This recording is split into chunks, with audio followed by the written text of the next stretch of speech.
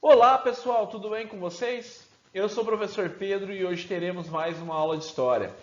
Antes de iniciar a aula de hoje, gostaria de chamar a atenção para a campanha Outubro Rosa. Outubro Rosa é uma campanha de conscientização que tem como objetivo principal alertar as mulheres e a sociedade sobre a importância da prevenção e do diagnóstico precoce do câncer de mama. Então, vamos divulgar essa ideia, ok? Pessoal, na nossa última aula, nós entendemos o processo de centralização do poder como um desdobramento das mudanças pelas quais passava a Europa na Baixa Idade Média. E começamos a compreender os interesses de cada grupo social envolvido nesse processo, assunto que continuaremos na aula de hoje. Vamos lá? Para que vocês possam acompanhar aí da casa de vocês, eu peço que abram a apostila 2 na página 198. Prontos?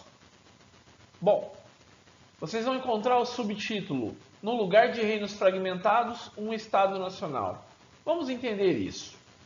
À medida que os reis iam consolidando o seu poder, os reinos passaram a ter unidade territorial e legal.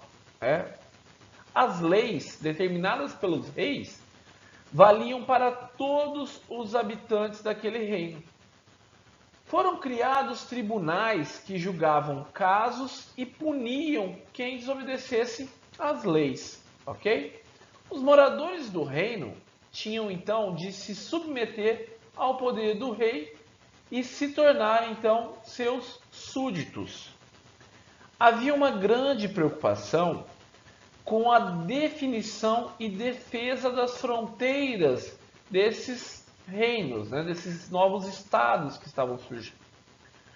O exército, então, cumpria o papel de garantir a segurança interna e defender o reino de invasões ou de invadir outros reinos, para aumentar o alcance do poder do seu rei, aumentar o território do rei.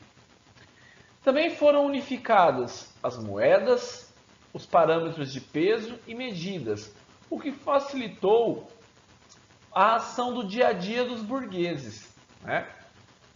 Para fazer valer o seu poder, como já percebemos, o rei contava com um exército e também com funcionários em sua corte. Mas apenas a força não bastava. Era necessário estimular ou impor sua autoridade sobre todo o reino, por meio de símbolos e práticas culturais comuns. Por exemplo, essa imagem que eu trago para vocês aqui.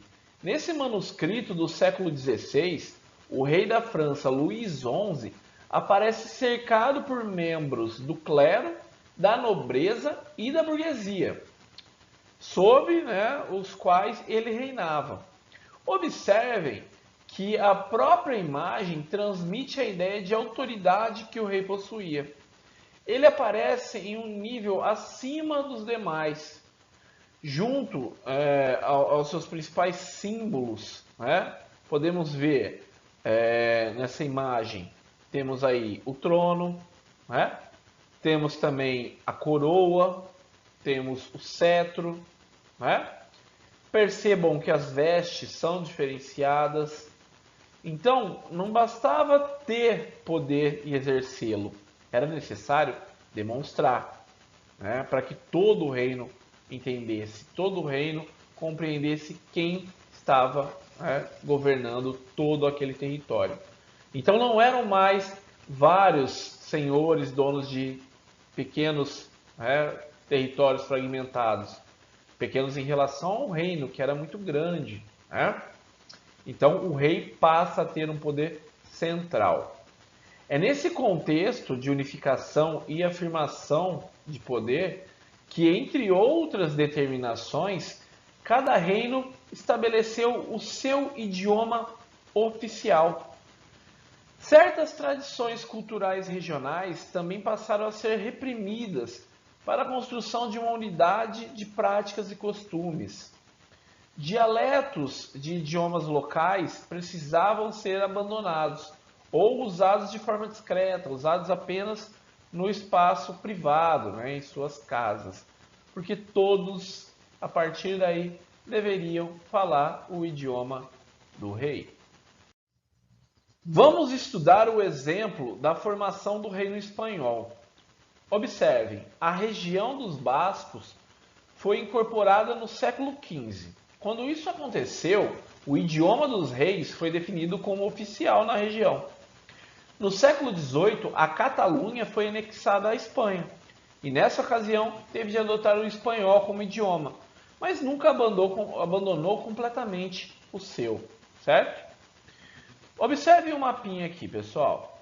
A região, então, do País Basco foi anexada pelos espanhóis, e também a região da Catalunha, que também foi incorporada ao reino espanhol, ok? Pessoal, por isso, até os dias atuais, os catalães celebram situações nas quais o seu idioma original é utilizado, como na apresentação de Neymar, né, no Barcelona, como nós vimos na primeira aula. Catalães e bascos seguem as leis da Espanha e estão integrados à cultura do país. Porém, ao longo do tempo, conservaram seu idioma e muitas de suas tradições históricas. Note como parte da região basca, então aqui em verde, parte dessa região foi incorporada à França. Ou seja, fronteiras nacionais nem sempre levam em conta as fronteiras culturais. Histórias como essas se repetiram em muitas regiões e reinos ao longo da Baixa Idade Média e da Idade Moderna. Isso é contexto da formação dos Estados Nacionais ou monarquias nacionais, uma vez que os reis exerciam o poder, ok?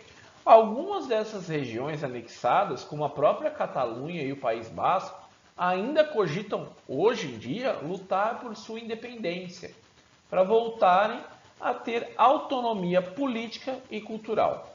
Pessoal, esse mapinha aqui, então, deixa claro, que antigos territórios que eram independentes foram anexados a um território maior, com leis e idioma oficial, mas usaram suas estratégias para manter a sua cultura. E um elemento cultural, esse povo basco, não está limitado ao país Espanha, pois vocês podem perceber que parte desse território original foi anexado pela França. Então temos um povo basco em ambos os países, ok? Ao longo do módulo, vocês encontraram as palavras Estado, com letra maiúscula, Estado com letra minúscula, e país, foram destaques nesse módulo. Esses termos não são sinônimos, e atualmente definem organizações políticas e espaciais diferentes. Estado, com letra maiúscula, inicial maiúscula, define uma organização política da qual um governo tem autoridade sobre um determinado território. O exercício dessa autoridade se faz por meio de leis, um corpo de funcionários e um exército. Portanto, quando os reis centralizaram o poder, lançaram as bases para que se tornassem um Estado nacional. O Estado nacional sob o controle desses reis. Ok? O Brasil atualmente também é um Estado nacional, porque possui uma organização política, legal e administrativa que funciona em todo o seu território. Mas por que nacional? A palavra nação tem uma conotação cultural. Ela identifica grupos que têm uma cultura em comum. Na Europa medieval, como vimos, a imposição de práticas culturais comuns, como o idioma, era uma forma de tentar criar o espírito da nação, ou seja, da unidade cultural. Então eles estabeleceram normas para que, mesmo com as diferenças, aqueles vários territórios que formariam a nação tivessem elementos culturais que os unissem, certo? A palavra Estado, com letra minúscula, letra inicial minúscula, como vimos ao longo do módulo, refere-se a unidades dentro de um país. Nesse caso, podemos dizer que o Estado brasileiro, com letra maiúscula, se subdivide em unidades administrativas chamadas Estados, com letra minúscula. Embora os Estados, com letra minúscula, tenham certa autonomia, eles se submetem às leis maiores do Estado Nacional. No caso do Brasil, a Constituição Federal, ok? A palavra país tem um significado mais ligado ao território físico, As terras, ligado às terras que estão dentro das fronteiras do Estado Nacional, certo? Outro aspecto da legitimação e demonstração de poder que os reis buscavam foi o luxo, que cresceu com o tempo, À medida que a Europa aumentava o comércio com outras regiões e obtinha cada vez mais produtos de luxo, a realeza foi utilizando cada vez mais esses itens em seu vestuário e sua moradia, certo? Para se diferenciar dos demais grupos sociais. Para eles, os castelos davam lugar aos palácios. Além de muitas regiões terem resistido à incorporação nacional por razões culturais, grupos como a nobreza e o clero também foram afetados e, por várias vezes, tentaram resistir. Essa resistência variou no tempo e no espaço, de acordo com a região, e com as situações locais. Para não perder o poder local que eles tinham, em alguns reinos os nobres formaram conselhos para tentar limitar o poder dos reis e influenciar na administração. Alguns conselhos formados por nobres para tentar limitar o poder dos reis, ao longo do tempo se tornaram parlamentos, com a participação de outros grupos sociais. Nessa fotografia ao fundo é o parlamento inglês em uma sessão em 2016. Ainda que tenham perdido grande parte do poder local que possuíam, os nobres continuaram a desfrutar de muito prestígio social. Vários deles acabaram compondo as cortes dos reis e vivendo sob a sua proteção e financiamento. Além disso, os reis nunca deixaram de se aliar aos nobres e à burguesia, ambos juntos para reprimir rebeliões populares, como vimos no módulo anterior. Ou seja, alianças políticas entre grupos poderosos continuavam a excluir dos mecanismos de participação os grupos de menos posses, como camponeses e trabalhadores urbanos. A Igreja Católica, pessoal, vale destacar, também foi afetada. O poder dos papas acabou enfraquecendo diante de reis que se tornaram poderosos em seus reinos.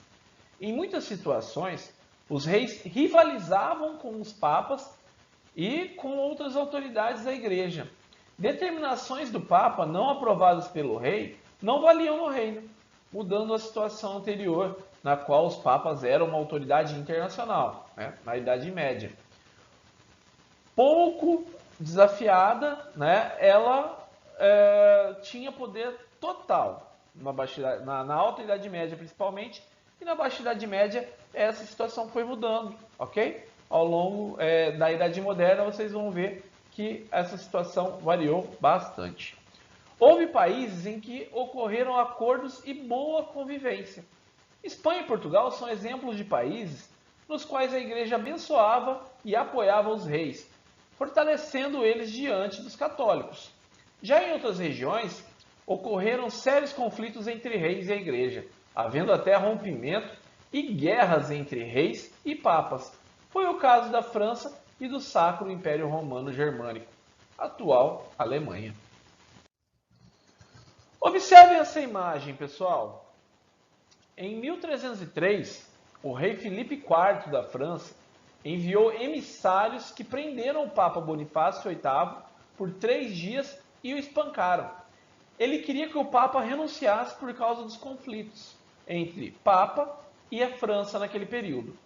Essa é uma representação que foi feita no século XIX, mas representando o século XIV.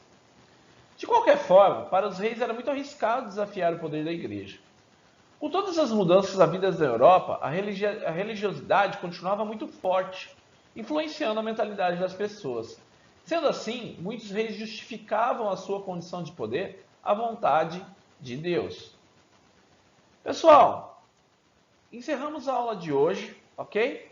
Hoje nós compreendemos os interesses de cada grupo social no processo de centralização do poder nas mãos dos reis europeus. Também percebemos o impacto desse processo no cotidiano das pessoas. E por fim, percebemos a convivência entre velhas e novas estruturas em meio ao processo de centralização do poder. Nobres das cortes, composição com o clero, né? Repressão aos trabalhadores. Com isso, encerramos então, pessoal, o módulo, ok? Vale reforçar que essa questão de nação, formação de identidade nacional, é algo que também aconteceu aqui no Brasil, né? Nós temos um país com um extenso território, com diferenças regionais, né? Mas foi a partir do folclore, de um hino, né, de uma bandeira, foi produzida, foi construída uma ideia de nação que unificasse todos os territórios brasileiros, todas as regiões. Temos aí, né, sotaques diferentes, mas temos uma língua oficial, uma bandeira, um hino, heróis que foram criados para dar essa ideia de identidade, para fortalecer uma identidade nacional. Então não é algo que ficou restrito à Europa, ok? Bom, espero que tenham gostado da aula de hoje. Acima está meu contato caso tenham dúvidas. Bons estudos, muito obrigado e até a nossa próxima aula. Reforçando, pessoal, vamos divulgar, né, a campanha Outubro Rosa. Um abraço a todos e até a próxima aula.